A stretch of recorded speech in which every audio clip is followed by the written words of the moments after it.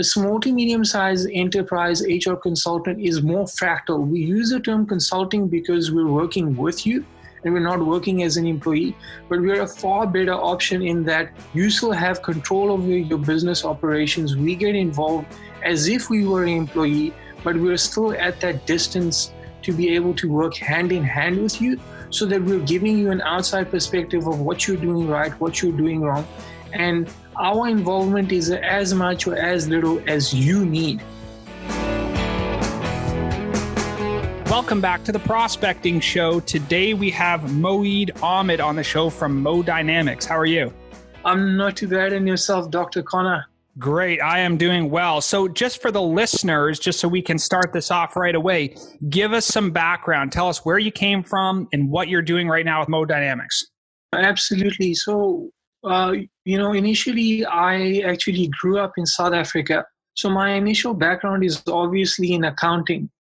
And then we moved here to Canada back in 2010. So in that process, I switched over to human resources management as my area of studies. And by the time I graduated, I found that obviously I had a more extended educational background, couple that with other arenas, which were Lean Six Sigma, a little bit of, health and safety. And so a more, widespread of business expertise in the average, person. And what I found specifically for me as an individual that led me to growing my business or starting my business was that I have a more dynamic capability in terms of what I'm able to offer as a professional. So typically people go into one line or one arena, or they have one set of expertise. The same cannot necessarily be said for me within, let's say, a business domain, but they're all related capabilities. And I found that project-based work or working for companies that need more of a HR person or professional in a more gig economy, that's where I actually had the greatest strengths and greatest premise to be offering, my professional capabilities. And eventually, very simply, what led to me starting Mo Dynamics specifically was that I saw a huge disconnect between, people management within in-house in businesses, which was really reduced to just recruiting people every time things didn't go well, to, just outsourcing the need to recruit people to an agency. And I found that there needs to be some tie-in between recruiting people and the actual management of people within a business, so that there's an actual, direct translation into the operations and the actual revenues for business, and also the sustainability for the business, but also overall responsibility to all the key stakeholders of the business, not just to management in being able to generate, revenues for stakeholders. And so in your experience, HR is a pretty broad category, right? There's a lot of people who have been in HR. There's a lot of people who have had experience managing people. There's the recruitment side, the agency side, internal, external, all these different pieces. Where do you focus most of your efforts? What do you specialize in? Absolutely. That's a very good question, Connor. So what I say is that if you put a framework or a physical shape to us, then we say that the physical sphere we operate in is industry-wise. First of all, we'd say it's small to medium-sized enterprises. And we say startups, but really it's technology companies or any company that would fit into that space that is a growing company. That's really the area that we would operate in. And specifically, when we say HR, we focus on two types of HR. So we focus on preemptive HR. So preemptive is different from what you're thinking of right now. Most organizations focus on the recruitment, the compensation, and all of that. And that's all great in trying to fix a problem that already exists. But most people actually forget about the preemptive HR. And that's basically to lay a foundation for HR to begin with as you're competing and growing for your business.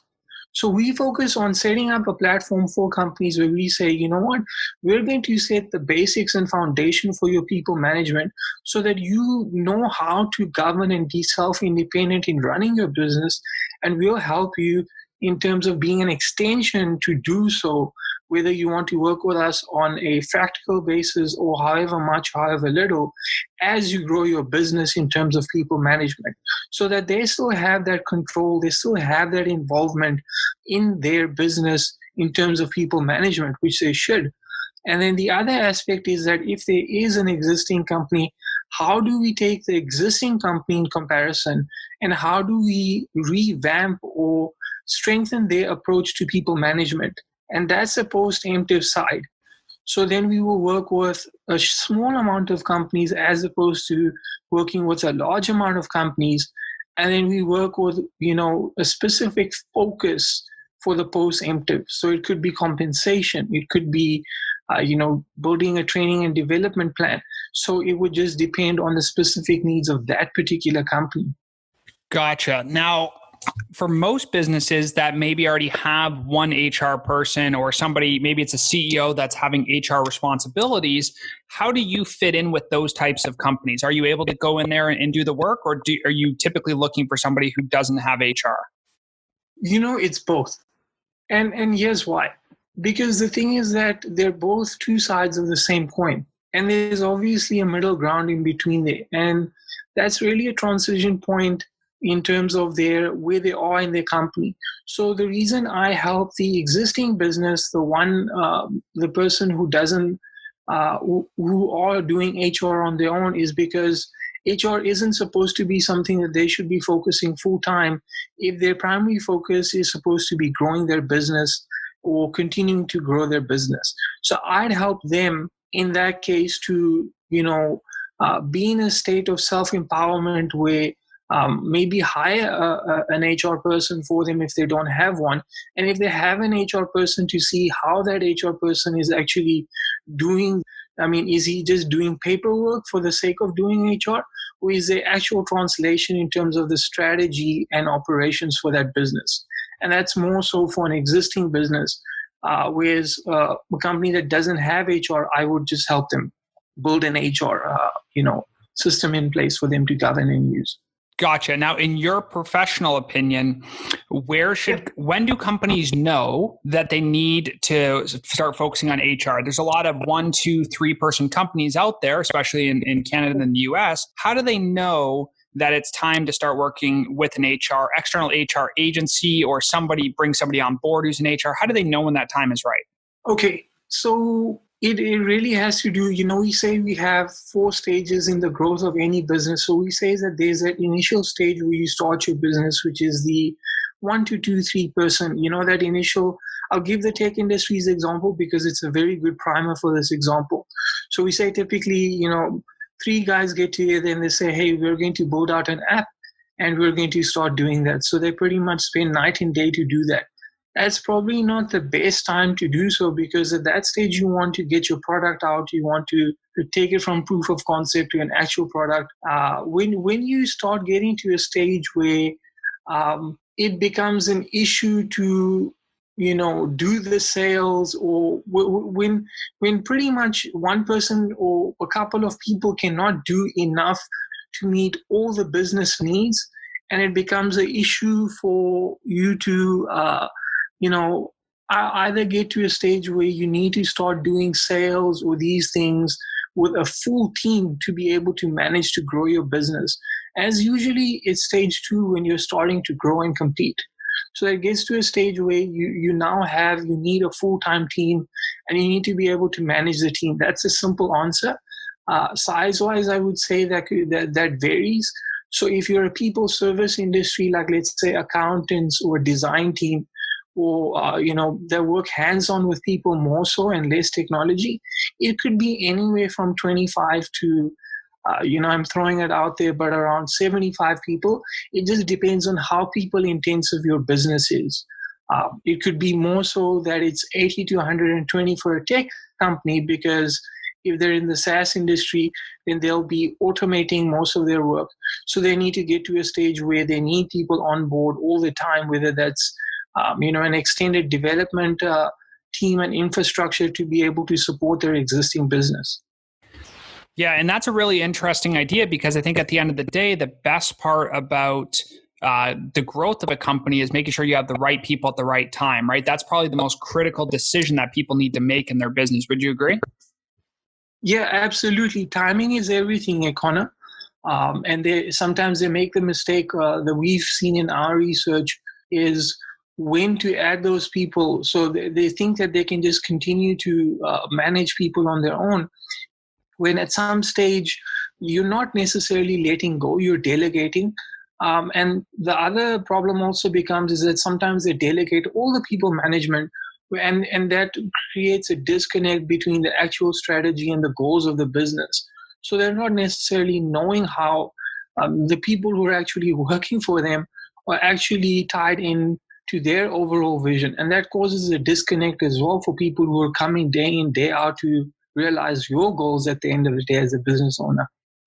Yeah, and that's a really good point too, because there's revenues obviously that need to continue to go up, and when you're going through an elimination and delegation process, you have to make sure that you delegate the right tasks, because if you give something away to somebody else that's just cumbersome, it might actually be a really important task and it shouldn't be delegated. So in your business and what you guys are doing, do you recommend that they delegate first? Should they eliminate things first? What should they do as they start taking on more and more people? So, Colin, what I usually do is I sit with each and every single potential prospect, but I personally don't call my potential clients prospects. I don't really like that term, but it's really the individuals that want to come on board with us. What I do for them is I go through a process where I simply ask them a few questions to find out, look, what are those tasks that you as a business owner need to do that's solely on your shoulders versus the tasks that you can eliminate that's causing you a burden from doing what you are supposed to do as a business owner. So if they're responsible for closing deals, building partnerships, they can't ever delegate those tasks like you say, and neither should those tasks ever be delegated, right? So there's those things or tasks that require the official seal of approval and that sort of stuff, where I try just make a separation very simply. And after that separation is made, I then try focus on those tasks that are maybe a need for ongoing operations or whatever, or need their attention, but they can easily delegate. And that's where the HR then comes. Yeah. And in your experience, what do you think is the magic number of people that you should report to? I've personally heard 7. So there should be, every time you get to 7 people, you take one of the 7, you promote them, and you make sure that they now manage those other 7 people before you create the next business unit. Is that some kind of strategy that you guys have looked at before in terms of having a multi-level structure within the business? Honestly, we haven't necessarily looked at it that way, because here's the reality of it, Connor. I would say that is a very good approach to do so, or to do it that way. But that remains to be seen at this stage, to be very honest with clientele, just because most of the clients that we've worked with have not been in that huge growth phase, as you would put it. But I would say that in an existing structure, regardless of how it's managed, seven is a good proportional number. I would say that regardless of the company size, 1:7 is a reasonable proportion of a number. Yeah. Yeah, and I think that's important too, because you have to have some objective measures in the business, right, as to when you're going to delegate, when you're going to eliminate, and all these different pieces. So what kind of hacks or what kind of systems have you seen in place that help with communication internally in the business? What have been like your best things that you've seen? No, honestly speaking, what I've seen in terms of, and it varies, you need to understand that, first of all, when people talk about structures and they talk about all these things, they get very technical. But what I simply say is that your structure needs to be reflective of your business needs. Okay, so a lot of companies, they make this mistake that when they hire people, they just say, "I'm going to put this person in charge to govern these people," and ends up become very compartmentalized and departmentalized, and we get what we call the classical structure. So you get this pyramid or hierarchy where it's like, you could subdivide the pyramid into half or threes or whatever at each level, and as reflective of the different departments and the different departmental managers. So trust me, you don't necessarily want that, because if your employees or individuals who are supposed to add value to your company with new ideas and everything, there needs to be cross functionality. So what I've seen the best companies do is that they have cross functionality. And what that simply means is that you have a cross-functional structure where you have reporting to your one manager. Let's say the 1:7 example that we took. So you have one manager managing his department of 7 people, and let's say you have you have 50 employees.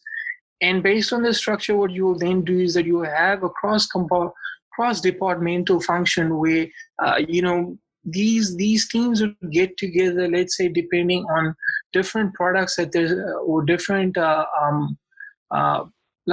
different campaigns that they're running. So let's say you're running a campaign for a new sportswear line for men's clothing. I'm sorry, for men's athlete wear.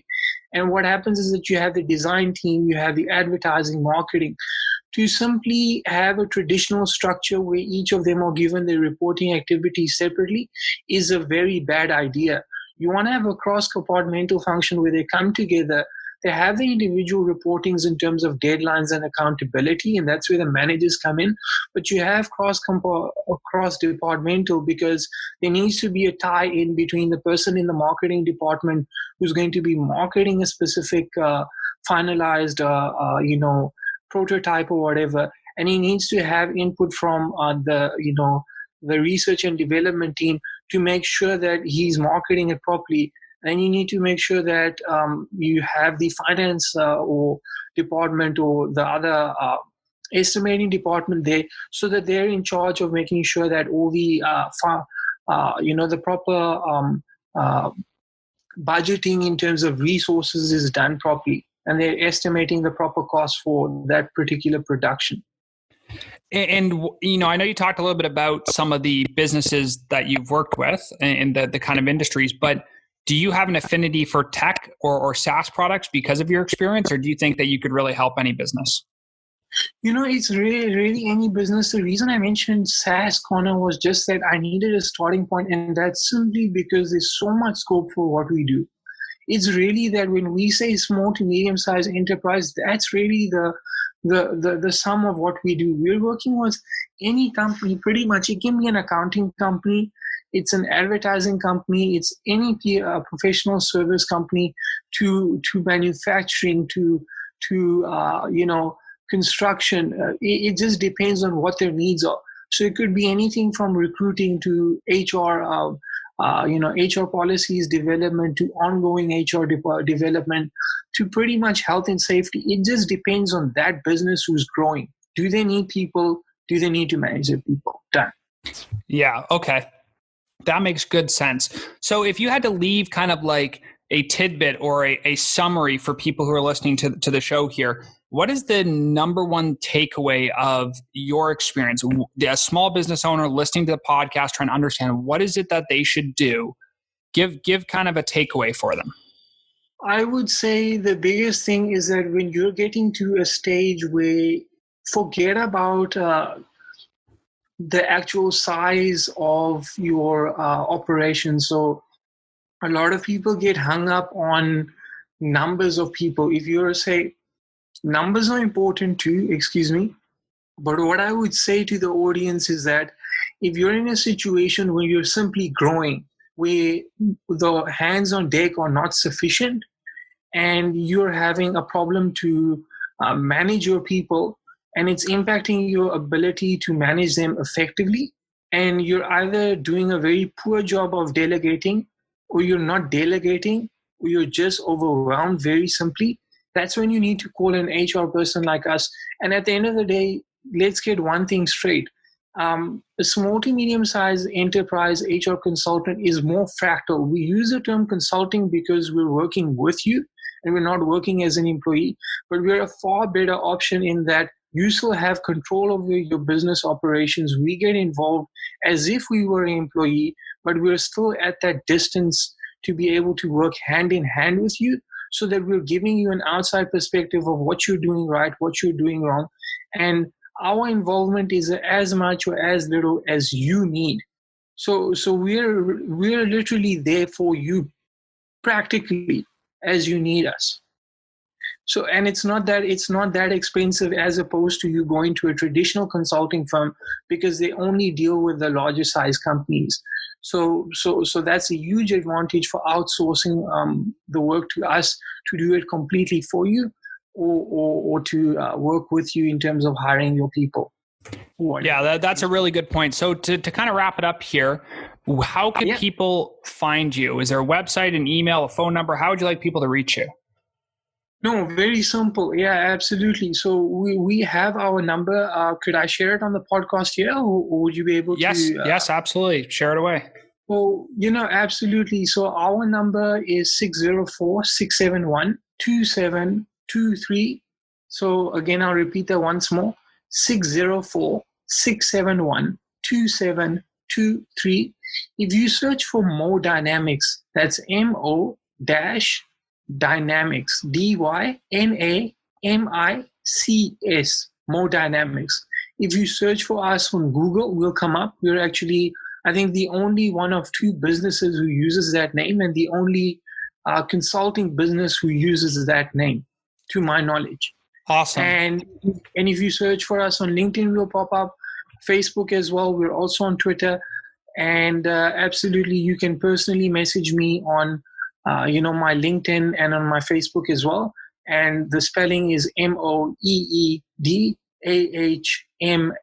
Make sure it's AHMAD and not ED. And I'm the only, HR professional pretty much here in Vancouver within that segment.